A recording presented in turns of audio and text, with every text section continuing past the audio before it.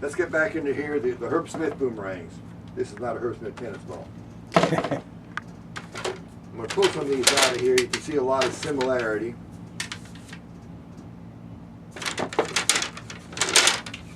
This was called his Sussex Hook. And in January 1978, Herb originally painted these in red. And this says, made for the Boomerangman, Monroe, Louisiana, by Herb, blah, blah, blah. So Herb would dedicate some of the production to me, but he made boomerangs for a lot of people. Here's a 1977 model, and oh my goodness, Paul, you broke it. Yeah. Was that one of my repairs? Yes, it was. Okay, it looked like one of my repairs. But the artwork was done by Herb, and he could do this artwork in 10 to 15 minutes by hand. And there's steel weights in this boomerang. You can tell a steel-weighted boomerang from a lead-weighted boomerang because the steel didn't corrode. But the lead would corrode, probably came out of batteries. But there's a little, if you can compare the two of them, I don't know if you can or not, there are subtle differences. And you have to have them to see the differences. Okay. Have to have them in your hands, I should say. Then he did a variety of hooks.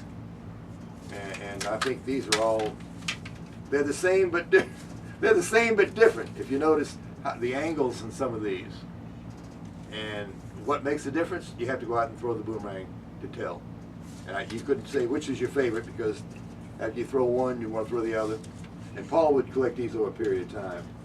Again, Herb Smith. Those would be in his classic hook style. Then a big, Viscount. January of '88, Black Falcon. Oh yeah, this is a 4mm Paxilin and probably 75, 80 yards, Paul. Yeah, probably. Yeah. I don't think I ever threw it. It doesn't look like it's been thrown. Then here was a big wood version,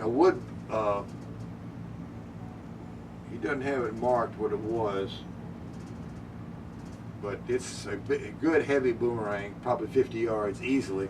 Herb was a very powerful man in the first place. This is one of the great versions, one of his great hooks.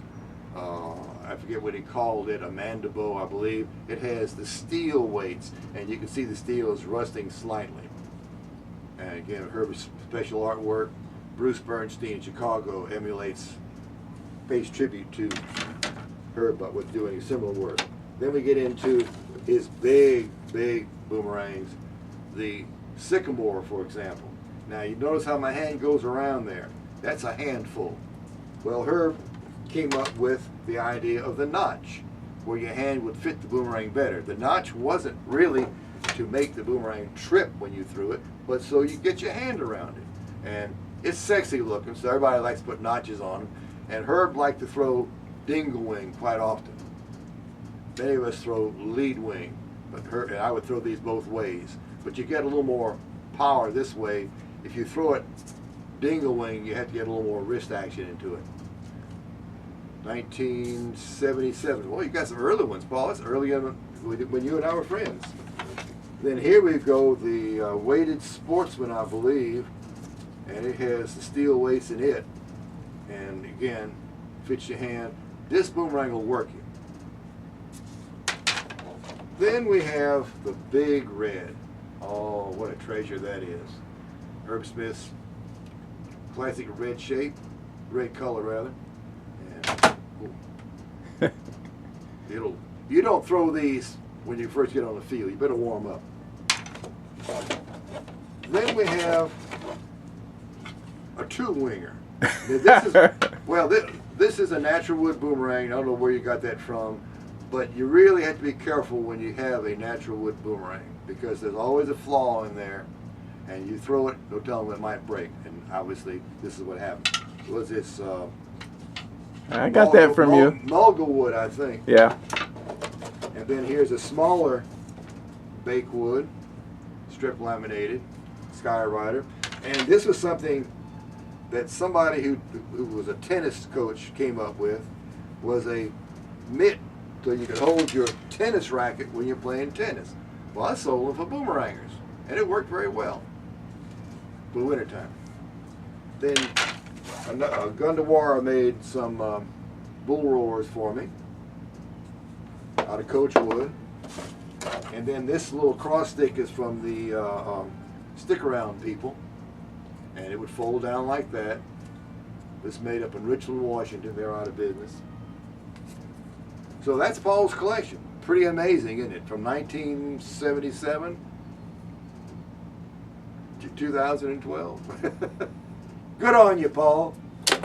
Well, thank you, Richard. You identified a bunch of them. I couldn't remember who made them. Well, I hope I remember them accurately. Well, I want to see this a minute. Come in closer on this Cortez here. People can see this. You see this silver line right here? That's an aluminum sheet. Then these veneers. Oscar, he's deceased now, was from Colombia, South America, and he was a guitar maker. And he would take his boomerangs and put them in a pyramid to cure them. Part of his Indian culture. But you see the lead right here? It's slightly corroded. He probably got these out of batteries, battery acid. And then the back side, 1984, called Parrot 17, and some more. And he would do all this assembly, and then he would sand down to get this feathering effect. Very nice boomerang. Slightly flexible, probably 60, 65 yard range. Never been thrown. Really? No, it's right. You're absolutely right. But it sure has been fondled. Yeah. Well, while you have your camera on a minute, Paul, just turn around and show that wall behind you. And those are from my collection. And again, you can see, let me open that door a minute. Beautiful.